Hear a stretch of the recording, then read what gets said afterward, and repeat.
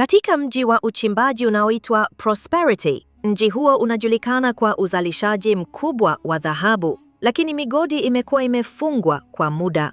Usiku mmoja, mwanaume alikuwa akiendesha lori lililojaa kemikali, lakini hakumwona sungura aliyekuwa katikati ya barabara. Alifanya mgeuko wa ghafla ili kumkwepa, na hivyo kusababisha pipa la sumu kuanguka kutoka kwenye lori na kuzama kwenye bwawa. Siku iliyofuata, Joshua alitembelea bwawa hilo kukusanya panzi, bila kujua kuhusu uchafuzi wa sumu uliokuwepo. Alikuwa na buibui wengi aliowafuga kama wanyama wake wa kipenzi. Hivyo alikuja hapo kila siku kukamata wadudu aliotumia kuwalisha. Wiki moja baadaye, Mike alimtembelea Joshua kwa sababu naye pia alipenda sana buibui na alitaka kuwaona wanyama wa kipenzi wa rafiki yake. Hata hivyo, aliogopa sana buibui mmoja aliporuka juu ya kioo. Mike aligundua kuwa buibui hao walikuwa wamekuwa wakubwa isivyo kawaida. Joshua alieleza kuwa alikuwa akiwalisha panzi wa ajabu na alikuwa na matumaini kwamba ugunduzi huo ungemfanya tajiri.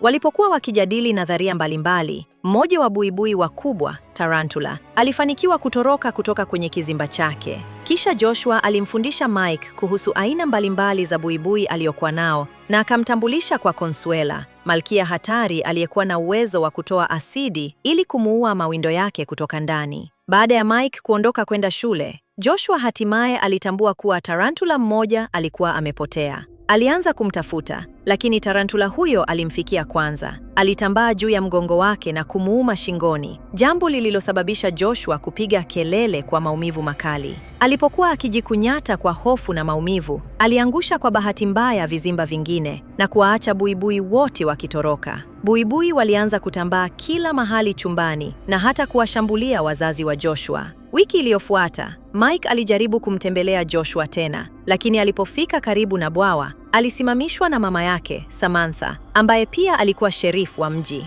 Kwa msaada wa naibu Pete, walikuwa wakijaribu kurejesha pipa la kemikali na kulipeleka maabara ili kubaini aina ya kemikali iliyochafua maji. Samantha aliona eneo hilo kuwa si salama, hivyo akamfanya Mike apande kwenye lori lake ili kumrudisha nyumbani. Njiani, kundi la vijana lilikuwa linaendesha pikipiki zao kwa kasi sana na kufanya hatari mbalimbali. Samantha alipowaona, aligeuza lori na kuwasimamisha. Alimwambia binti yake Ashley apande kwenye lori pia na akampa Mea faini kubwa. Usiku huo, Ashley alitumia saa nyingi akiongea kwenye simu na hajali kwamba kaka yake anaihitaji. Hivyo Mike anachezea nyaya ili amfanye aamini kuwa haifanyi kazi. Kisha anachukua simu na kujaribu kumpigia Joshua, lakini hakuna anayejibu. Wakati huo huo, nyumba ya Joshua imefunikwa na utando wa buibui na mwili wake uliokufa unatumika kama chakula cha buibui ambao sasa wamekuwa hadi ukubwa wa mbwa, karibu na jengo la manispaa ya jiji kwenye duka kubwa.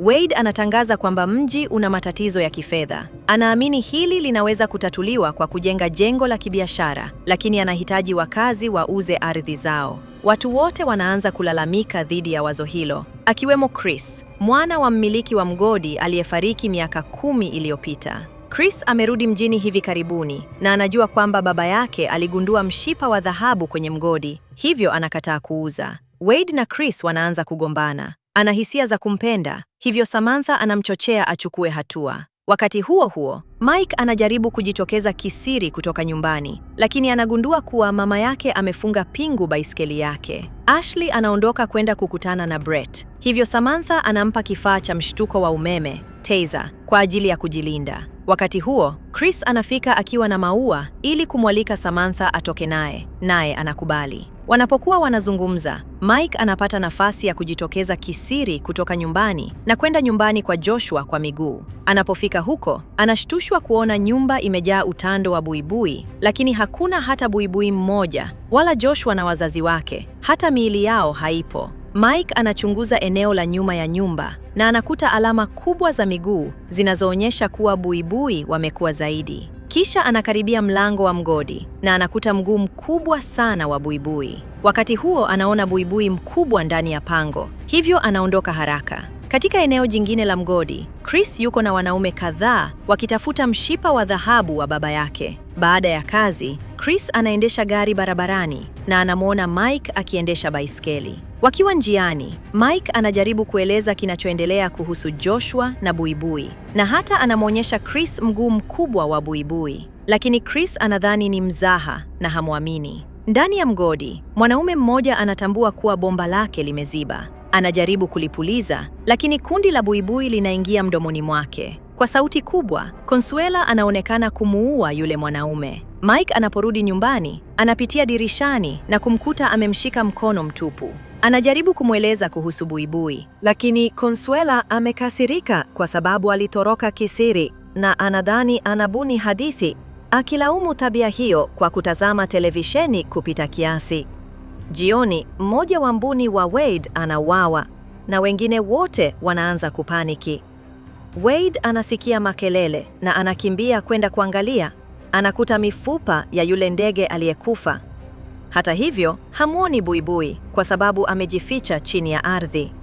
Mmoja baada ya mwingine, mbuni wengine wanaanza kutoweka karibu na Wade, kana kwamba ardhi inawameza. Siku inayofuata, mtangazaji wa redio aitwaye Harlan anazungumza kuhusu wanyama waliokufa ambao watu wanawapata majumbani mwao, na anashiriki nadharia nyingi za njama kwenye kipindi chake. Wakati huo huo, Ashley anaenda tena kuwaangalia wavulana wakishindana kwa pikipiki zao, lakini Brett anamzuia ndani ya gari lake ili wabusiane. Anaanza kumshika isivyofaa, lakini Ashley anamzuia na kueleza kuwa bado hajawa tayari kwenda mbali zaidi. Buibui anamtega ukutani pia. Kwa bahati nzuri, Samantha ana silaha ndani ya nyumba na anaifika kwa wakati ufaao kumfyatulia risasi buibui hadi akafa. Baadaye, Samantha anamuita Pete kwa kutumia redio ya polisi na anamwambia aje nyumbani kwake akiwa na silaha nyingi iwezekanavyo. Wakati huo huo, Mike bado anatafuta njia ya kutokea. Ndipo anakutana na mwili wa mchimbaji aliyekufa karibu. Kuna watu wengi waliokwama ndani ya vifuko vya utando wa buibui, na baadhi yao bado wako hai. Brett anaangalia kwa hofu jinsi buibui mkubwa anavyowanyonya wale miili inayojikunyata, kisha anakimbia haraka.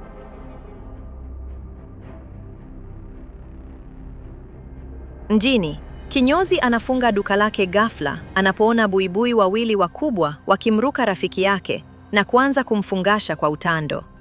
Katika kituo cha polisi, Pete anakusanya silaha nyingi kadiri awezavyo na anaondoka kwa gari lake bila kujua kwamba buibui wengi wanamfuata.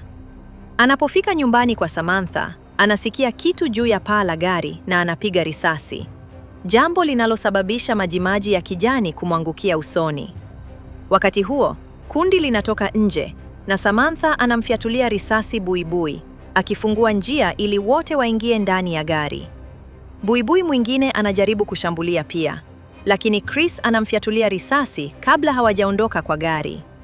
Gari la polisi linapopita mjini, buibui wengi wanaliona na kuanza kulifuatilia. Hatimaye, kundi linafika kwenye trela ya Harlan na Samantha anachukua nafasi ya kipindi chake ili kuwaonya watu wote katika eneo hilo kuhusu buibui. Hata hivyo, hakuna anayemchukulia kwa uzito kwa sababu kipindi cha Harlan huwa kimejaa hadithi za uongo sana kuhusu wageni kutoka anga za mbali. Baadaye, buibui mkubwa aina ya tarantula anaonekana na kuanza kuitikisa trela, huku Samantha akituma ujumbe wake wa mwisho.